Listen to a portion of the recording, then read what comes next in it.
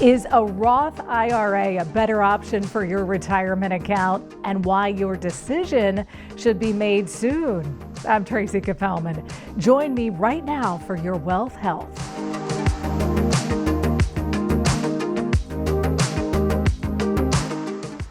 Hello and welcome to your Wealth Health. Ours is a show focused on helping you manage your money.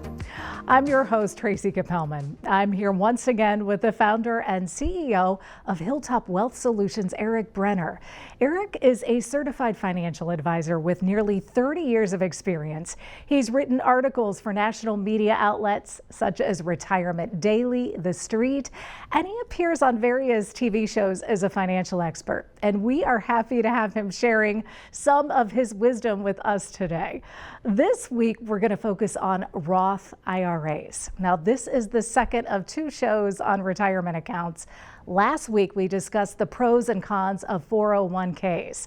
So, Eric, let's start today. Just tell us, what is the biggest difference between a 401k and a Roth IRA? Yeah, so the first thing that's important to understand is now a lot of employers are offering in the 401k market a traditional 401k and a Roth 401k. And if you have that, that's great. That's a great option for you. Traditional 401ks are pre-tax. So you deduct it as it goes in, save tax money. It grows tax deferred. As you take it out, it's taxable. And Roth 401k is after tax money. It is also tax deferred on the growth. And then when you take it out, it's tax free. If we compare 401ks versus IRAs, Tracy, we have a graphic here that, many employers offer a 401k match. There's that upfront tax rate with a traditional 401k. You've got higher contribution limits to a 401k than you'd have to a traditional Roth, your own individual Roth. And there's also no income level limit. So you can contribute no matter what your income level is. On the Roth IRA, it is withdraw and it's tax-free. And we like that tax-free here at Hilltop. Anytime someone can take money out tax-free, it's a good thing. You've got more investment choices. So if you have your own Roth IRA, you got more investment choices. There's no required minimum distributions, which means you have to take money out starting at 72. And it's a set aside or it's set up, outside of your employer plan. So that's kind of the high level differences between 401k and Roth IRA. A little more flexibility with the Roth. So last week, we talked about the limitations on the amount you can contribute to a 401k every year. Are there similar limits on a Roth? Yeah, there are limits on your own individual Roth, so you can contribute up to $6,000 per year. And then if you're age 50 or older, you can do another $1,000. Now, there are income limits. So if you're married and you have a spouse and you're both working, there are income limits that you'll need to check into whether or not you get past those income limits. But for a lot of middle income America, they can set up and establish their own Roth IRAs. And again, remember, it'll be tax-free down the road in retirement. That's awesome. Well, so it occurs to me that some folks might think that saving $7,000 a year really isn't going to accumulate that much money. But gosh, when you look at the compounding effect, what exactly is that? Yeah, we get that a lot. Well, what's another $6,000 going to matter? What's another $7,000 going to matter? But I wanted to bring along this graphic that shows putting $7,000 a year away for the first 10 years. So we're saving $7,000, $70,000 total. Okay. Then we save nothing additional and we earn 6% on that money. You can see that it starts off obviously at no money. And you can see after 30 years, you got well over $300,000 in this account. Now that's a $70,000 investment for $300,000. And, we call this in our world, Tracy, the miracle of compounding. Just at 6%, our 70,000 now grows to 300,000. So time value of money and the miracle of compounding are really, really big effects. And this is why we encourage that, the sooner you save, the better. But with the longevity that we've talked about in the past, that people are living longer, somebody even that starts at age 40 could save for 25 years until age 65 and still accumulate a fair amount in assets. I remember watching a presentation early in my 20s at one of my employers about this very thing. And I'm so glad I listened, and just started. Yes. It really, starting early is a great thing. And it's this compounding effect. And so I know it doesn't feel like it's a lot. We're talking about $550 a month, total. It's a car payment, but over time it really accumulates. Absolutely. Now, Eric, we keep politics out of this show, but the fact of the matter is taxes are likely going to go up. If not this year, then probably next year. And that's why considering a Roth now is really important, right? Yeah, we don't know for sure, but there is high probability we think that taxes are going to go up, and you're exactly right. Probably not this year.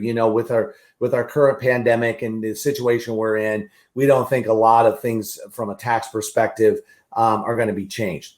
However, we are in 40-year plus lows in tax rates. In fact, if you look at this graphic, you can see that back in the 60s. I mean, look at the top rate. It was at one time 80% and it dropped down, and then it's kind of bounced around for many, many years, including back in the 90s, we had higher tax rates. So, it's going to go up. And I've talked to a lot of people saying that, we spent a lot of money in getting us out of this global pandemic, which is true, and it needed to be. But at some point, we've got to pay for it. And with this 40-year tax low, now is the time. Tax-free is good. We can do so much good now with Roth IRAs. We are now seeing the effects of this with clients that started them back in 1997, Tracy, is when it was the Roth IRA came about. And so people now have some substantial assets in it, and they can buy cars. I've seen people pay off kids' mortgages. I've seen them buy a second home. There's a lot of things they can do with tax-free money. And so we really think that this is something that everyone should consider, as one of their saving strategies. And Eric, we've talked a lot on the show about the need for people to have a comprehensive tax strategy to keep more of their hard-earned money, especially in retirement. Both Roth IRA decision, that and the Roth IRA decision fits into that overall strategy as people approach retirement. Yeah, it really does. And, there's two different ways to kind of look at your planning from a tax perspective. And, one of them is what you currently are paying, where you're at today. And then secondly is a forward-looking tax plan. Now, we know that we don't know for sure what taxes are going to look like. But, a lot of people think they're going to be in a lower tax bracket when they retire. And I can just tell you, in working with situations every day, and the entire advisor team working with folks every day, we are seeing less and less of this. We're seeing less and less people being in a lower tax bracket than they were when they were working. And it's just because of all the systems and forced out distributions and so forth, that their taxes as they get into their retirement years actually can be higher than when they were working. So again, this tax-free is a good thing. And what will happen, Tracy, is often people ask me, well, won't they take it away? They can change that. And, they may change the Roth IRA structure, but what they're going to do is they're going to say from this point forward, they're not going to go back and say, okay, all that money that was tax-free, guess what? It's not tax-free anymore. So the more you can get in there now, the better. And you remind me of, I have to ask, it's kind of like that, well, what's the hook? Are there any disadvantages to having an IRA? Yeah, there's not a lot of disadvantages. Certainly, you don't want to put money into an IRA if you think you're going to need it 6 months down the road or a year. This is long-term savings. So you can get it out, but there may be some penalties to that. So that would be a disadvantage. The other disadvantage would be, quite frankly, if you just put it in an IRA and you just invested it in a savings account in an IRA. it's not really doing a lot for you. You get some tax-free savings, but you can see based on the graphic that I just talked about, 6%, just earning 6% over time makes a big difference. So that certainly could be a disadvantage, is just, investing it and just leaving it in a savings account in a Roth. Are any employers offering Roth IRAs instead of 401ks? And I mean, if not, why not? Yeah. So they do now have the option. Not all employers do this, but they do have the option to add a Roth 401k. So what that does then is it gives you the 401k limits, which combined, gives you a higher limit than a Roth IRA. And then somebody can actually split their money. So they can actually do some into pre-tax, save tax money, but also some into their Roth 401k. So if somebody has that as an option, I'm going to encourage them that they really look at that option and maybe do some split for sure. We're seeing more and more employers now offering this. The companies that offer the retirement plans, they offer it. It's just whether or not the companies actually make that change to where that now is an option to go pre-tax or after-tax or Roth contributions. Because again, that split would give you so much flexibility. Absolutely. It gives you so much flexibility, and it helps even out, right? It helps even out your overall tax bill down the road. Absolutely. Well, Eric, I know these decisions are just a few of the many in which Hilltop Wealth Solutions can help. Tell the viewers a little bit about Hilltop's holistic approach to financial planning. Well, yeah, holistic really is just that. It's taking a look at the entire situation. And so, one of the stats that I heard was that 95% of the financial advisors out there don't even ask for a client's tax return, which just astounds me, because the tax return is kind of the heartbeat, the central nervous system, if you will.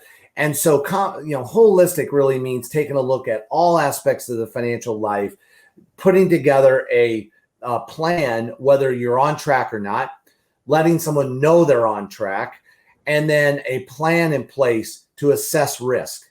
What is their risk? How much risk are they taking? Do they need to make changes when things happen, like the global pandemic? Social Security analysis and a forward-looking tax plan. And so it takes into encompass all of these areas to get you really financially sound. It's not just about investing. There's a lot more to it, and that's what holistic is. And as complex as it is, Hilltop has access to a whole team of experts, right? Yeah, we really do. So, we've talked before about the continuing education we do, and we have experts that we can rely on and go to for their expertise, or just to reconfirm that we're thinking about it. The other thing that we do as a team is, we come together on a consistent basis and talk about client situations. Oftentimes I know in the medical field, there's surgeons that come together and talk about, medical cases that they're working on, and they run it by other colleagues and kind of come up with a group kind of strategy. So you get kind of more than one person thinking about the situation. Well, we do the same in our industry, and what we do at Hilltop is we come together and we talk about a client situation to really make sure that we're putting together the best plan for them. That's a really good analogy. I've been around the table with doctors discussing those very things, cases with patients, and they have different specialties and different experiences, and that definitely gives them an advantage, and I would think you guys an advantage in helping clients. Yeah, we really believe that does give us an advantage, is bringing in experts, but then also our team, as you said, we have 115 plus years of experience. So, we're seeing different things every day. And so we can come collectively and really make sure it's the best advice for the client. Thanks so much, Eric. Well, next week on Your Wealth Health, we're going to talk about the challenges you may face with your savings and investing strategies. There are so many factors to consider, including taxes, living longer, health care, Social Security, and we're going to talk about making your financial journey a successful one.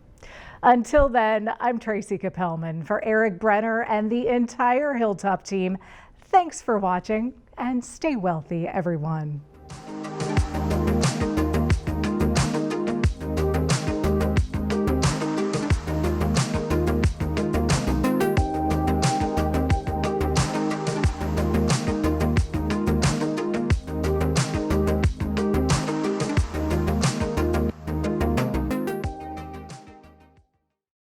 We hope you found this discussion helpful today. Don't forget to like and subscribe to our channel for new content weekly.